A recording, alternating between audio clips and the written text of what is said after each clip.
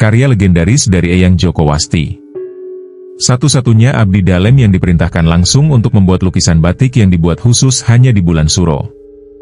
Lukisan batik Kereta Kencana Garuda Yeksa Sri Sultan Hamengkubuwana VI. Lukisan dengan ukuran panjang 188 cm dan lebar 88 cm.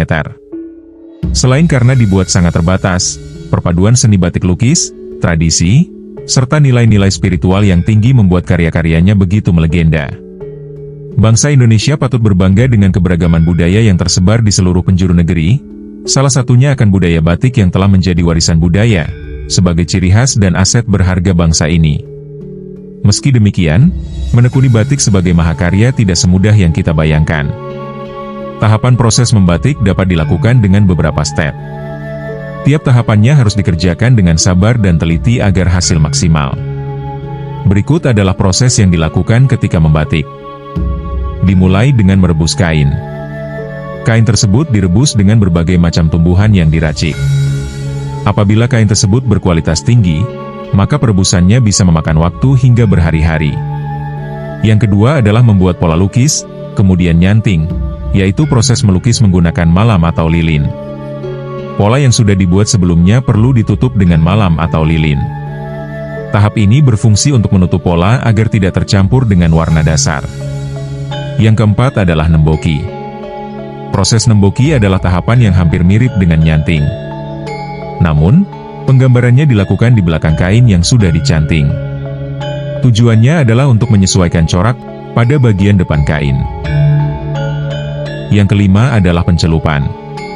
Pada tahap ini, kain akan dicelupkan pada pewarna yang dibuat khusus, kemudian dijemur. Setelah itu adalah tahap ngerok.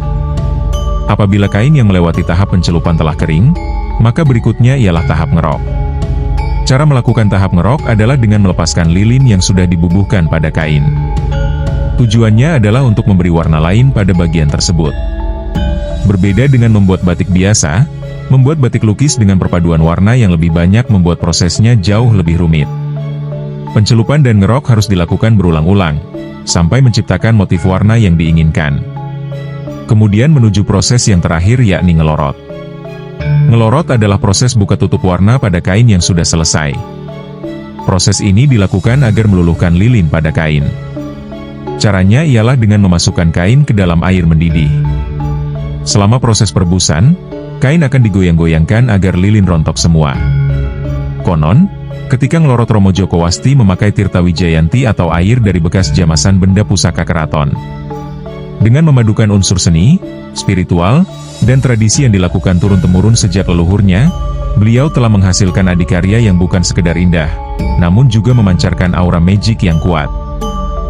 Ada cerita kenapa kuda berjumlah 7, roda dibuat besar dan kecil, tampak lukisan Gunung Merapi, dan jalan yang sengaja dibuat bergejolak. Keraton yang dilukis pun bukan keraton baru, melainkan nuansa keraton lama. Kuda berwarna putih, melambangkan seorang pemimpin yang berjiwa bersih, suci dan jujur. Kuda berjumlah 7 atau pitu. Dalam Sanepa Jawa, pitu bermakna pitulungan atau pertolongan. Berisi doa dan harapan agar pemilik dapat menjadi pribadi yang suka menolong, menjadi syarat doa tentang kemudahan dalam setiap urusan, serta tercapainya harapan yang ingin diraih. Kereta Kencana Garuda Yeksa, sebagai simbol maknawi bahwa seorang raja, baru bisa diakui sebagai raja setelah dinaikkan Kereta Kencana Garuda Yeksa, sebagaimana Sri Sultan Hamengkubuwono VI sampai Sri Sultan Hamengkubuwono X ketika naik tahta. Roda pada kereta sengaja dibuat besar dan kecil, mengingatkan kita seandainya menjadi orang besar agar jangan sekali-kali melupakan orang-orang kecil.